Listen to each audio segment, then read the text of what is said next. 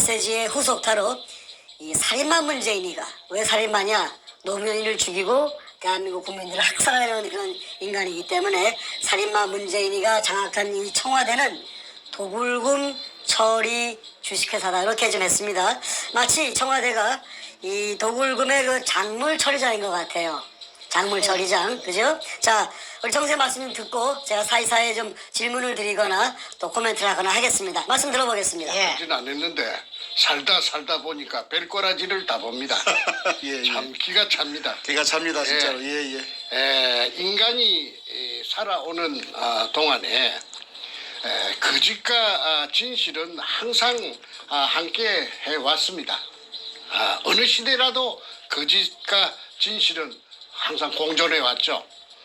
거짓이 힘이 세어서 진실을 죽이려고 해도 그럴수록 진실은 퍼덩퍼덩 죽지 않고 살아난다고 배웠습니다. 책에 그렇게 써져 있습니다. 더욱 시퍼렇게 살아났죠. 예, 더욱 시퍼렇게 쁘득쁘득 덕기 나온다고 그랬어요. 예. 오늘은 청와대를 불법 점거하면서 가전 근무술수와 자신의 재상을 감추기에 급급하면서 또 도굴된 금을 팔아먹으려고 돈으로 바꾸려고 온갖 잔대가리를 굴리고 있는 그 문가놈의 민낯을 여과 없이 한번 보도록 하겠습니다. 오늘 이 메시지가 중요한 일을 제가 잠시 한번 코멘트를 넣으면요. 이런 질문들이 많아요. 제가 댓글들 유심히 보는 편인데 이런 질문이 가끔 나옵니다. 뭐냐 하면은 아니 문재인이가 왜 금이라 연결되어 있는지 증거가 어디 있느냐 그 얘기를 많이 합니다. 왜냐하면 우리 정생님이 금을 발견한 시점이 2002년도 당시에 김대중의 말년이었고 바로 다음에 이제 노무현으로 바뀌는 때였기 때문에 그 당시에 문재인은 대통령도 아니고 왜 문재인이 여기에 관련돼 있다고 얘기를 하느냐 라는 어떤 것이 그 질문에 많이 있는데 오늘 바로 문재인이가 이제 김대중 가고 노무현이 죽였고 그러고 나서 문재인이가 얼마나 살인마적인 행위를 했었고 이 금의 작물에 비로소 작물을 뺑뺑이 돌린 인간인지 한번 여실히 드러내는 좋은 메시지가 될 것 같습니다. 자, 말씀 들어보겠습니다. 그 직접적인 증거는 뭐냐면은 제가 2018년 작년 6월 1일부터 지금까지 50여 차례 이상 그 문재인이를 금도굴에 범인이라고 맹 공격을 했습니다. 그러면은 청와대는 뭐 하는 데입니까? 청와대 대변인 김의겸이라는 그 기자 출신의 그 양반 뭐 하고 있습니까? 대통령을 금독을 범죄단에 연루된 자기 오야붕을 죽인 그 살인마라고 또 금도구를 전부 문현동 의뢰공장에 우리 선조들의 유골을 물속에 포화된 유골을 제끼고 금만 쏙 빼간 처먹은 더러운 천인공동할 더러운 인간이라고 범죄자라고 50여 차례 온 세상에다가 애쓰면은 무슨 반응이 있어야 되죠. 맞으면 맞다, 틀리면 틀리다. 그런데 지금까지 한마디 없어요. 못 들은 척 하는 겁니다. 이것은 다시 바꾸어 말해서 묵시적으로 동의한다는 제 말에 인정한다는 것입니다. 그러니까 아무런 반응이 없죠. 그게 직접적인 증거가 된다고 저는 강조합니다. 자신들이 말을 꺼내는 순간 더 커지기 때문에 찍소리 못하는 거죠. 그래서 제가 지금 바라는 것이 유도하는 것이 반응이 있기를 바라고 자꾸 유도를 했는데 지금까지 죽은 듯이 기먹자가리들인가 전부 다 기먹거리들이에요. 뻣뻣들만 있는 모양이에요. 불쏘시개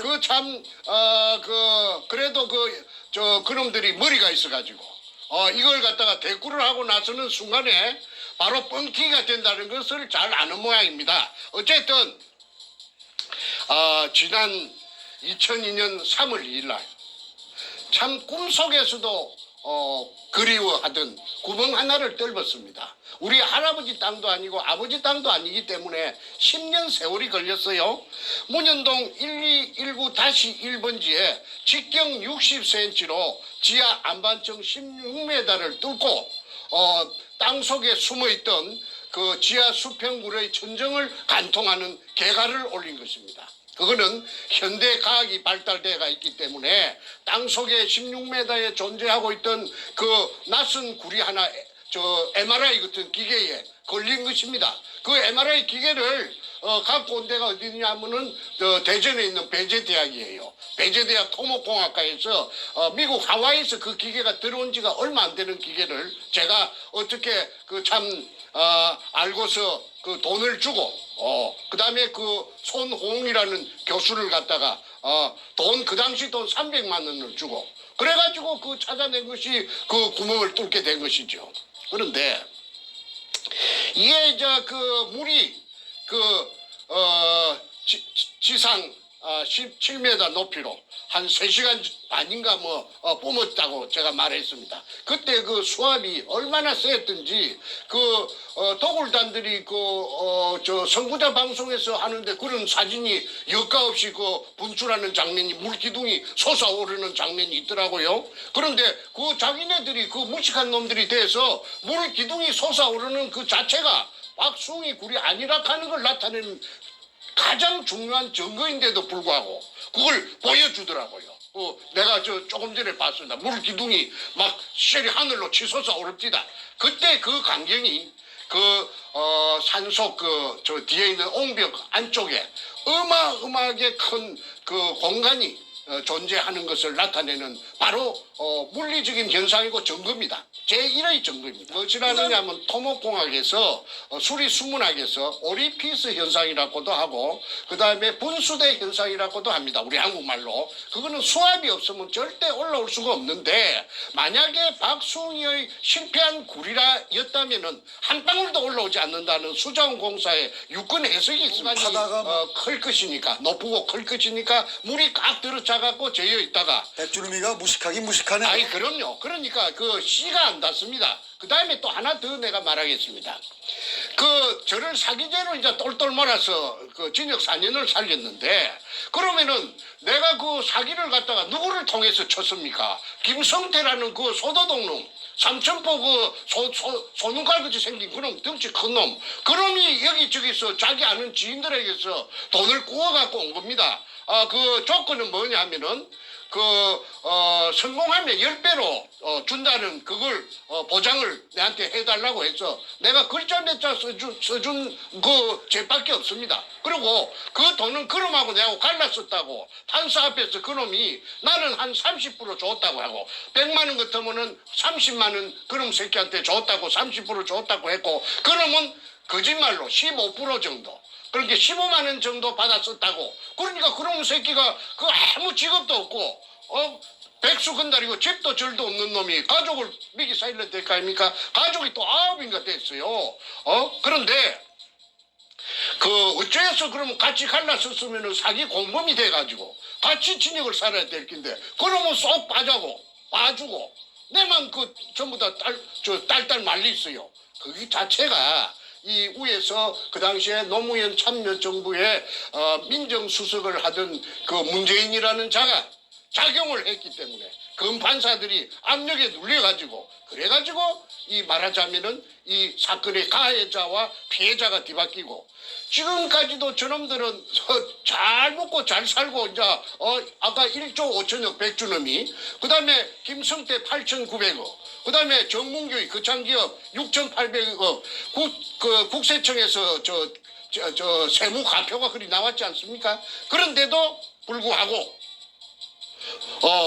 부끄러움도 없이 저것들이 설치는 것은 무엇 때문에 설치느냐 하면은 선구자 영우를 통해서 설치는 이유는 뒤에 뭔가 저놈이 대통령이라 깨어차고 가짜 대통령이 청와대를 점거하고 있기 때문에 죽어도 저것들은 바락 죽을 때까지 바락합니다.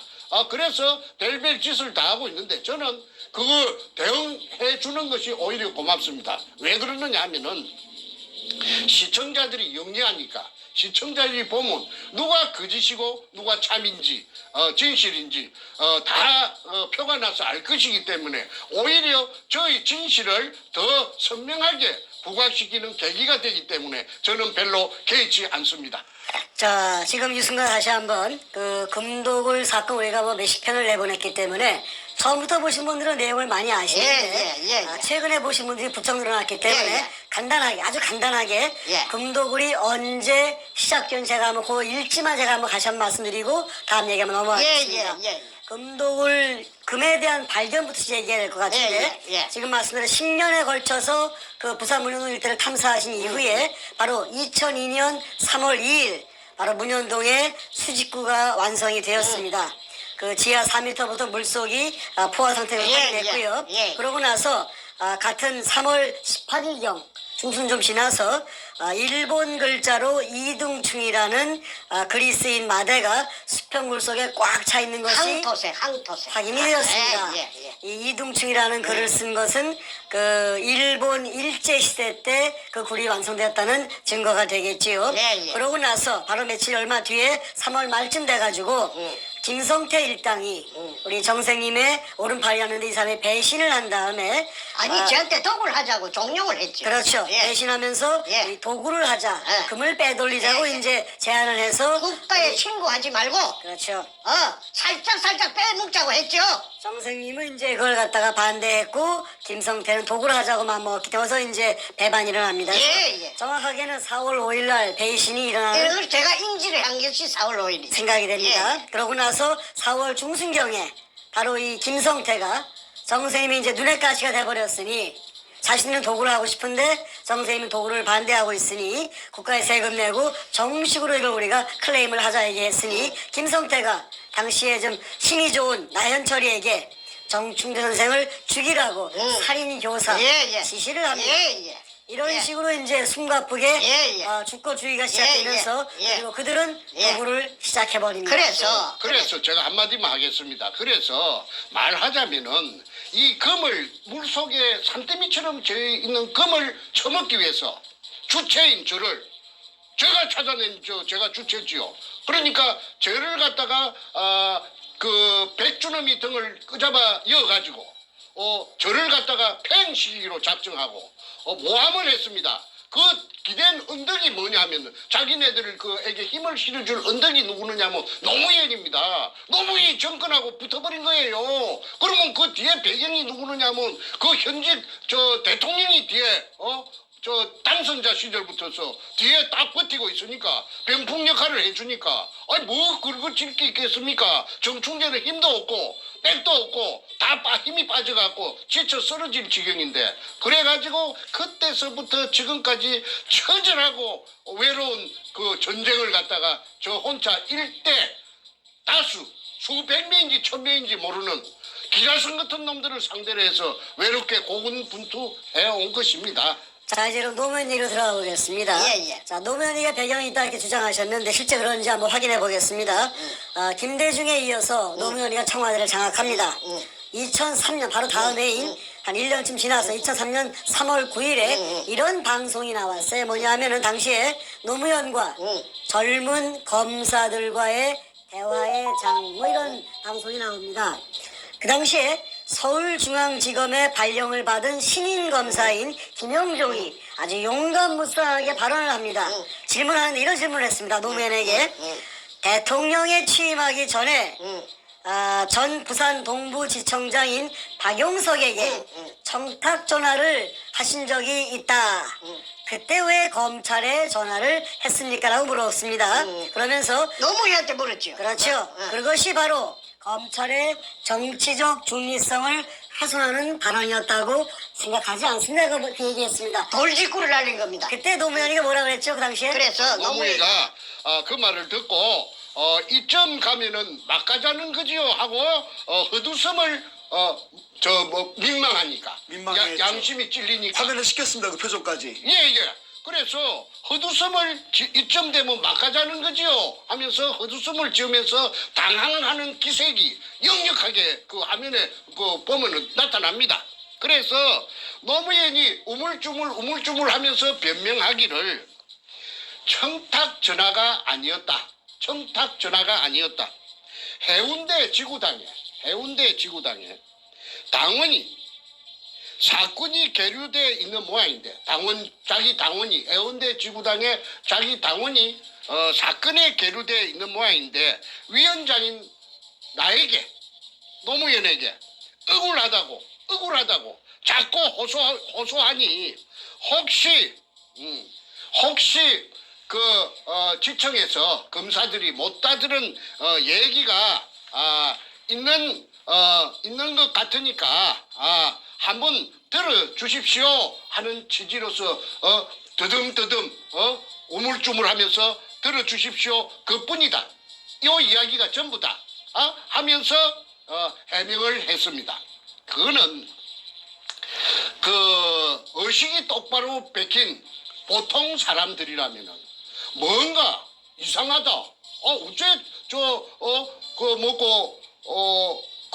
대통령 그 당시에 취임하기 전이니까 당선자 신분으로서 시청장한테 직접 전화를 걸어가지고 자기 당원이 억울한 것이 못 다들은 것이니까 한번 더 들어봐 주시오 하는데 그 말하는 것이 우물쭈물하니까 뭔가를 숨긴 듯한 그런 걸 눈치챌 수가 있지요. 그때 그 화면을 갖다가 재생해서 보시면은 제 말을 갖다가 인정하실 것입니다. 그런데 저도 그 장면을 보고 저거 좀 이상한데 내가 노무현을 알기 때문에 내가 노무현을 3번 만나가지고 금도굴에 대해서 문현동에 대해서 금도굴이 아니고 문현동 보물건에 대해서 서로가 그 얘기를 했던 그런 상황이 앞전에 다 그 얘기를 장황하게 했기 때문에 오늘은 그 생략합니다. 좀 이상한데 그런데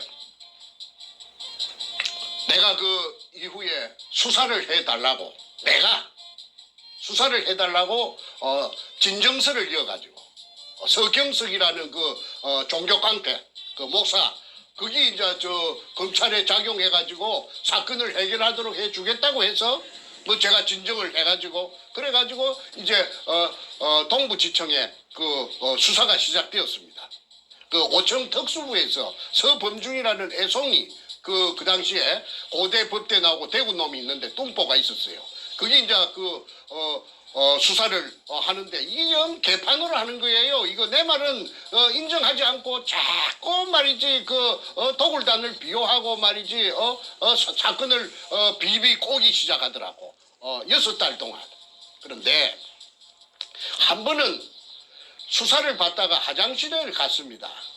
이 화장실에 가서 정면을 보면서 이거 참 뭔가가 이거 뒤에서 어떤 놈이 조정하는 것 같은데 검사 새끼가 내 말을 전혀 안 들으니까 서범주의라 하는 그 대구 자식 그 자식이 안 들으니까 이거 내가 동쪽이라 하면 그 새끼는 항상 서쪽이라고 그래요. 그래서 이거 참 난감하다 싶어서 있는데 옆에서 같이 오줌 누던 누군가가 내 옆구리를 푹 찌르면서 아는 체 합디다.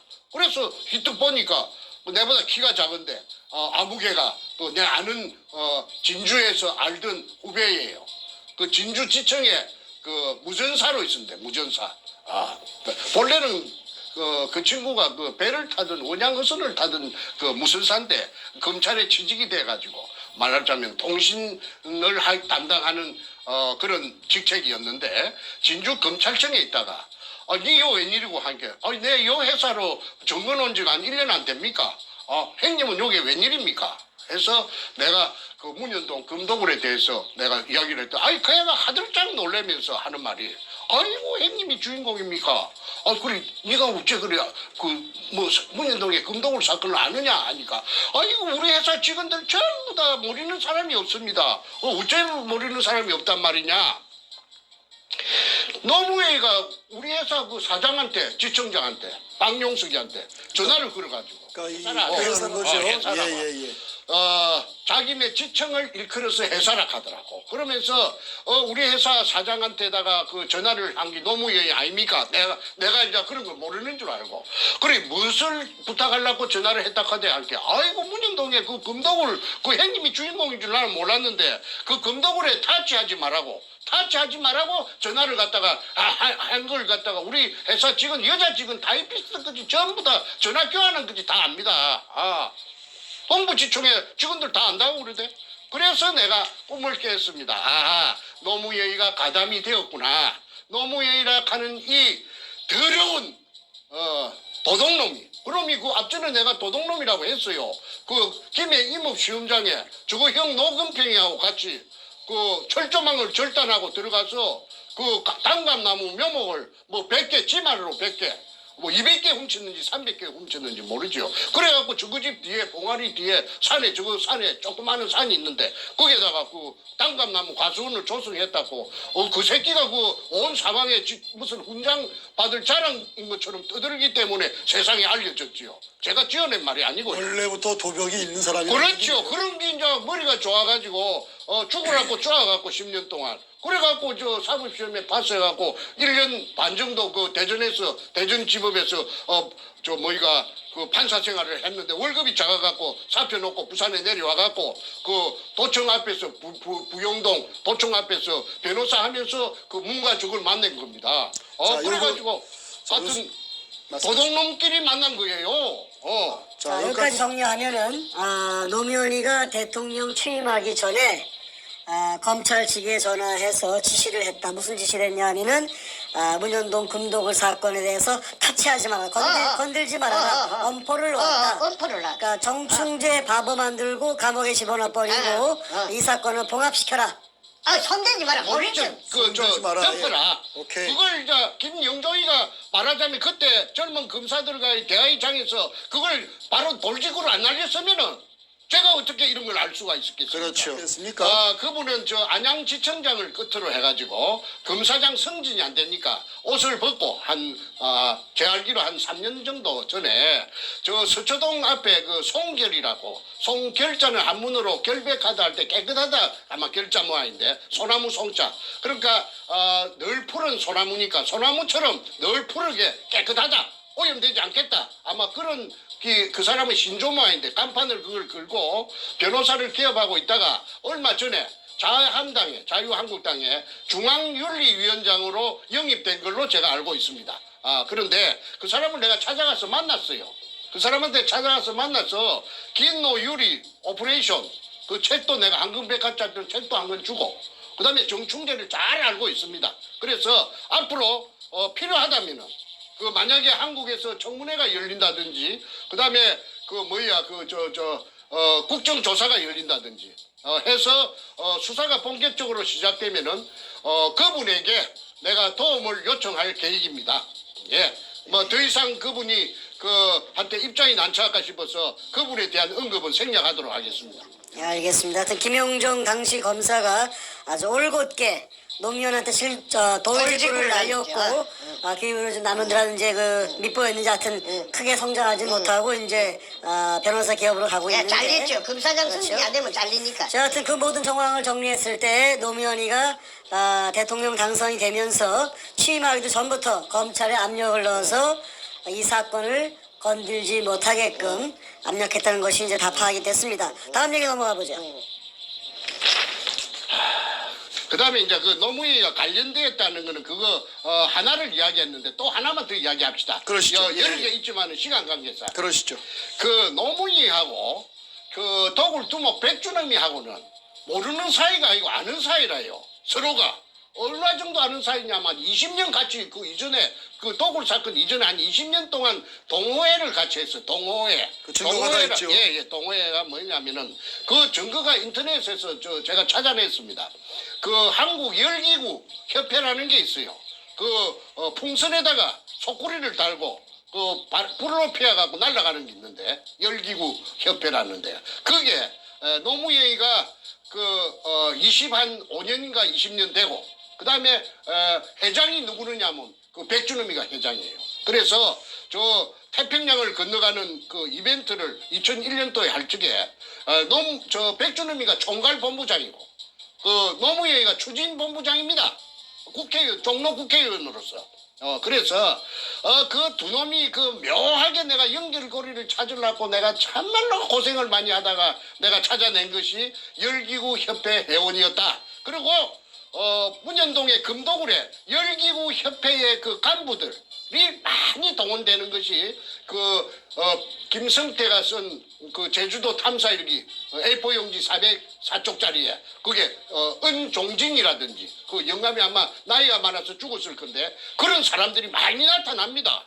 그래서 이거는 한국 땅덩어리 생기고 유사일에 처음 있는 일이라 금이 산더미같이 도심의 그 한복판에서 땅 밑에서 나타났다고 하니까 누가 믿을 사람이 있겠습니까? 그러니까 사람들이 믿지 않는 그걸 금이 나왔다는 걸 안 믿는 그것이 오늘날 저를 17년 동안 죽도록 고생시킨 그 원인입니다. 예, 그래서 앞전에 한 번이라도 이와 유사한 사건이 있었다면은 제가 그렇게 고생 안 했죠.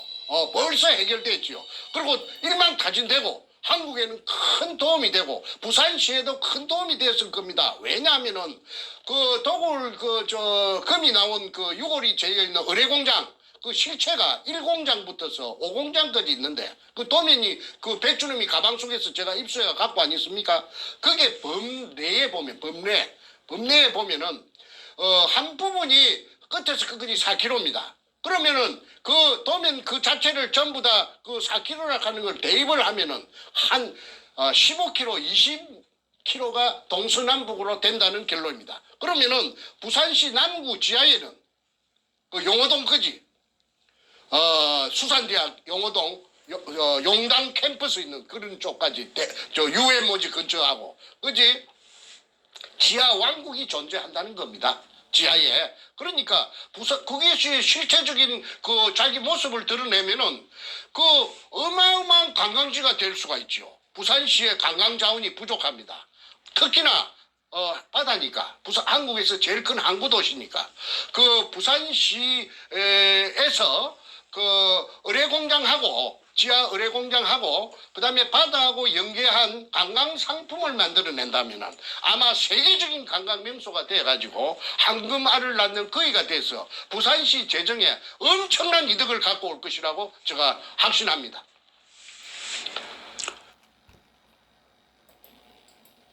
조선민주주의 인민공화국 수령이라고 하는 김정일이라고 하는 놈이 결제 책상에서 무언가 결제를 하고 있고 그 옆에 그가 임명한 민주주의 인민민주주의 3.0 간첩 총독 문재인과 부동자세로 서 있는 모습입니다.